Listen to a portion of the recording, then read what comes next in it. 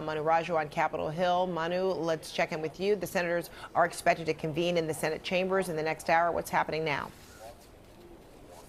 Yeah, critical moment actually that's going to happen this hour. Senate Republicans are going to gather behind closed doors to discuss how to proceed and discuss whether some of these last-minute changes to the sweeping bill are enough to win the support of a conference that is badly divided over how to proceed, over some of the key details on this sweeping measure that deals with a multi-trillion-dollar overhaul of the United States tax code, deep spending cuts, particularly on the program Medicaid, hundreds of billions of dollars to fund Donald Trump's deportation policies, border security programs and national security programs, new work requirements for social safety net programs, all this wrapped up in this massive package. But some of the details dividing Republicans, particularly over the issue of Medicaid cuts. That is something they have been scrambling behind the scenes to alleviate concerns from some of the more moderate members, like Senator Susan Collins of Maine, Senator Lisa Murkowski of Alaska, and one of the more conservative members, Senator Josh Hawley, and a member who's up for re-election next year as well, Senator Tom Tillis, all among the various senators who are concerned about this proposal. The question is, can they win those members over, but also not risk alienating the right flank of the conference, like Senator Ron Johnson and Senator Rand Paul? They can only afford to lose 3 Republican votes. And just moments ago, I caught up with one of Donald Trump's closest allies on Capitol Hill, Senator Mark Wayne Mullen, and I asked him about the opposition within the Senate GOP and if that's enough to sink this bill.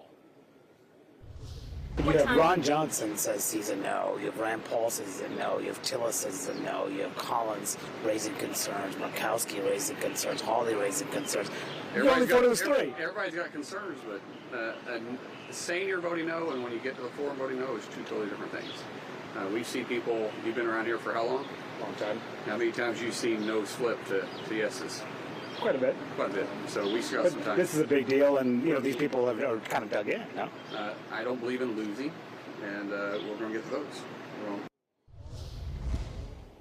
And the question is whether or not, indeed, the Senate Republican leaders will try to put this on the floor and dare those members to vote against this plan, or try to urge them to fall in line with Donald Trump himself calling up some of the individual members all throughout the past day, staying in town to lay on the pressure. That's going to be a big question for Republicans, whether they will actually fall in line or stand firm and try to demand some of those changes. So the next hour, critical. The leaders will have to decide whether or not to have that first procedural vote. That procedural vote would be to open debate. They need a simple majority. That means 3 Republicans, all they can afford to lose. If they do open up debate, then there would be about 10 hours later, it would open up this marathon voting session that could go on all night into tomorrow morning before they get into final passage of this big bill. And if they are managed to jam it through, then it has to go back to the United States House, where Republicans have their own concerns about this proposal. But so many steps here. All as Donald Trump is demanding this bill on his desk by his self-imposed